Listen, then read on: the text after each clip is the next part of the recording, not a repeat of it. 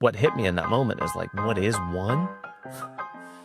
Where literally Linktree is like, here's 7 random hallways. You're going to have to go explore all of them because I don't know what's down those hallways.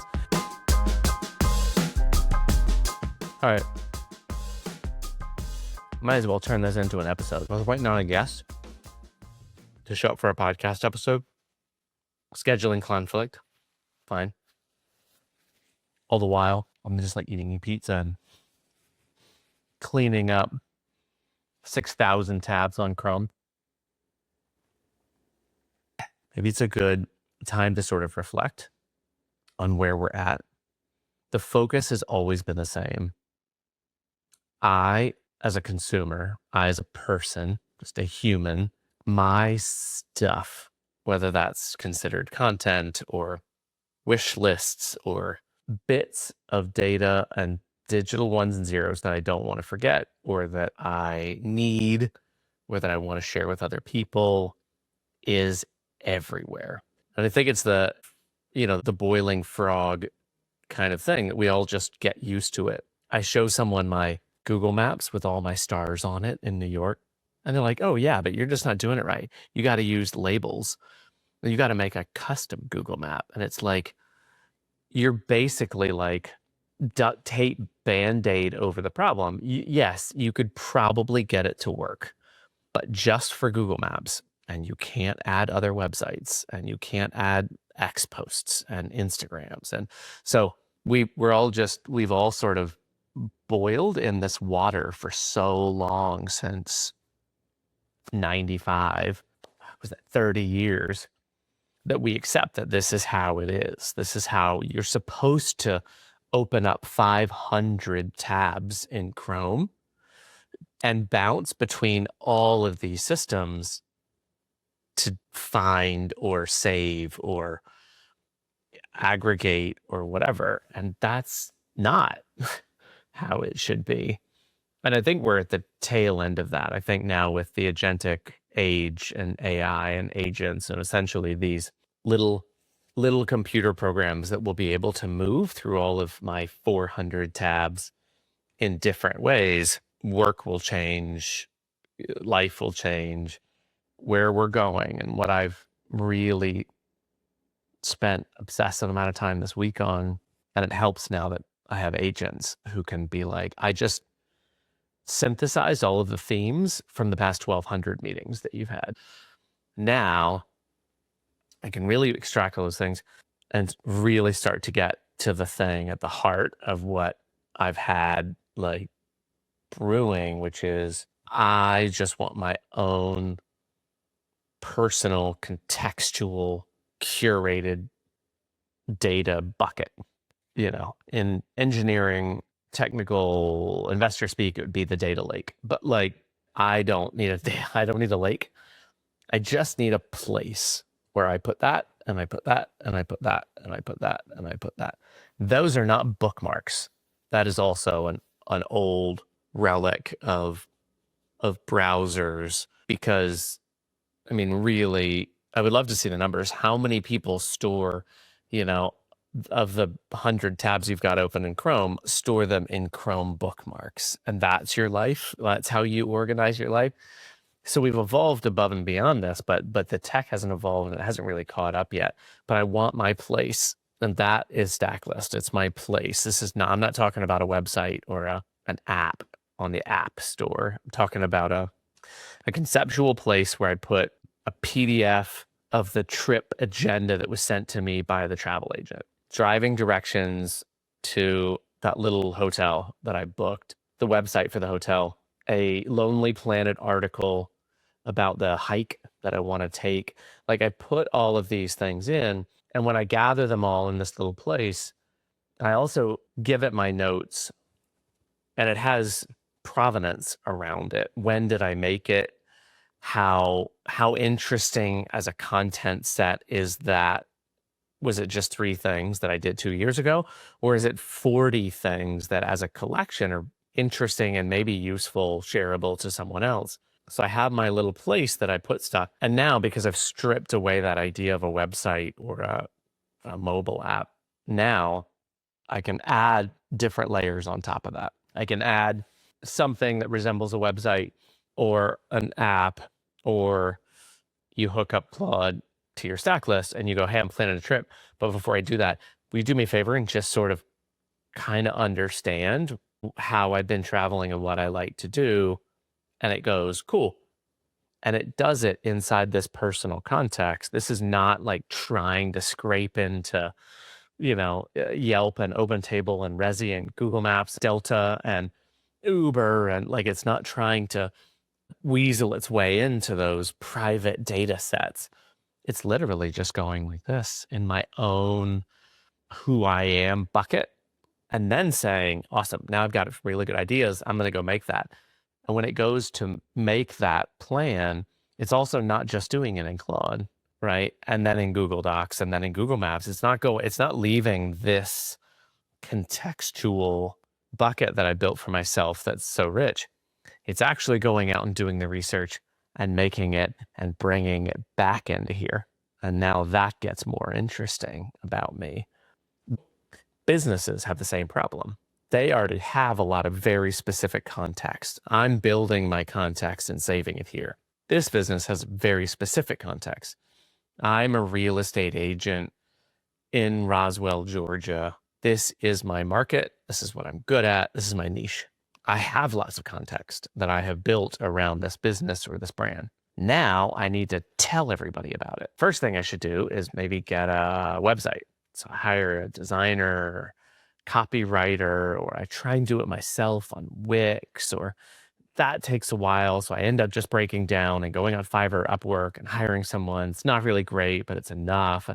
Boy, that took a long time. So much time and effort and money to have these old sheets of paper on the internet be like, here's my name, here's who I am. And then they just sit there dormant. And I, as a business, again, this could be a bottle shop or a restaurant, real estate agent, or a big company. Great. This just sits there. Whew. We spend so much time and money building this huge thing to tell people about things. Okay, we got to go do something else because this doesn't do it on its own. We should do Instagram. What do? We do some Canva posts. The founder needs to talk. And then we edit it. And then we got to hire a social specialist who has to figure out the algorithm, because what you need to do is slap the camera to get people to watch. Should we do X too? Or maybe LinkedIn? We should talk about only the very businessy side of what we do. Well, now all of a sudden, you've got, I'm holding the consumer bucket right here. Now we've got a website and Instagram and LinkedIn. Someone said if you do it on Substack, it's kind of a good place to blog. YouTube Shorts has really started taking off. So now I'm literally not being a real estate agent or a package store. I'm literally being I need to get my message out there. And I've heard you have to do all of these things in all of these places just to see if you can cut through the 2 trillion websites out there and other businesses to see if I can get somebody to find me. What a waste of time and effort. It's so silly. And because now we're in this terrible place that we're in this late stage Web 2.0 or whatever you want to call it era that we're in, websites plus video plus social, you also have to hire people to do analytics and essentially connect all those dots to all that stuff that you put out there to try and bring back some charts to say whether or not people are seeing it. Not even buying, now they're your customers and your best friends. This is just to see if people are seeing it. And where did they see it? Did they come from? And I've got to search. This is a ridiculous amount of time and effort and money that also a lot of times is so wasted. People spend so much time trying to be an Instagram influencer, or you make your own contextual data set, data lake, and you stick it up top and you go, here's who we are. So this is the Stack List Hub. You go, we're a website, we have YouTube, we have Instagram. You point at all these things, but this isn't Linktree. where literally Linktree is like, here's 7 random hallways. You're going to have to go explore all of them because I don't know what's down those hallways and I won't do the work for you. And I'm not going to notify you and you can't follow it. I'm literally just going to tell you every time you should walk all the hallways. You should go in every store in the mall and see what's in there and if anything changed. Ridiculous amount of effort and for this. It's dumb. So what I do is I make this content graph, which is sort of just a lot of nodes that are connected that say like, here's where everything lives. But I don't just point to it dumbly and say, you're going to have to figure it out. I actually bring all of the really good content in, best YouTube videos, all my Instagram posts about how to get started in real estate. Like I bring all that stuff up and I make all of these really specific niche contextual groupings of content. And I point at all of this good stuff. And now I'm sort of creating a treasure map for anyone that wants to find me and for AI to be like, this is where everything lives. So now I can start to see up here without having to do all that crazy analytic stuff. I can see what AIs are serving up my content, who's coming and checking things out. So now I control my narrative much better up here as a brand or a business. What's interesting is as the consumer, I start dictating to ChatGPT, I'm looking to move to Roswell, Georgia, and I want to figure out if it's a good neighborhood and also if there's any good real estate agents that I should connect with. I do that as the consumer. I go out, I get served up this real estate agent's stack about Roswell, Georgia and why it's a great neighborhood and what the schools are like and all of that kind of stuff. And I take that stack that leads to all that really good content and I save it into my content contextual bucket of data. And now there is a link between me and the company. This is not me hearting something on YouTube and then bookmarking something on their Instagram, all which are crazy disparate. I'm following you at the apex, at the treasure map, at the mall directory of all of your stuff. And now you could get updated. This is what's happening. Not updated in a way that I think Instagram is ridiculous, that like I make a video and I post it and I hope you see it. Unless you got the bell on, it's not going to definitely get to that person. You got to hope they're scrolling that week and you got to hope that, and even if they do, they go, cool. Like that's it. And you haven't actually given them anything through that video. You've just said, I do things, I'm doing things. Isn't that interesting? But here I can take the actual piece of content and I can give that to you and you can save that. And now we're tied together.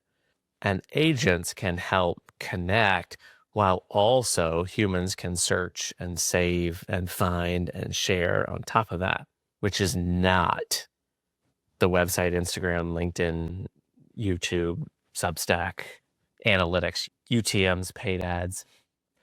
It's none of that craziness. So that's what we built and that's where it's headed. And I think that has been even more clear this week than it's ever been. So much so that it feels very much like it is the insight that I had 9 years ago as a spark, the match that was lit in April of 2024. That I'm like, like I see this world. It's not like it is today. This is it's the fire, like it's the roaring fire. And where I want to get it to is the fireball, the sun. That's where I want to take it. And watching it go from spark to match to flame is really interesting and the most enjoyable thing I've ever done. I don't know if that's one from a 0 to 1 perspective, but it's something and I'm excited about it. So anyways, if you made it this far, thanks for listening. Just a little bit of insight into where we've been headed and what's been in my brain and what I've been trying to solve and where it's going. I always get this like Thanos, I am inevitable. But no joke, I've always had that thing that I'd never wavered and I never thought 2 seconds about, never question This is it. And I know we're on the right path, and I know that we're solving something important and interesting and big, really big. And I love that. So, anywho, bye.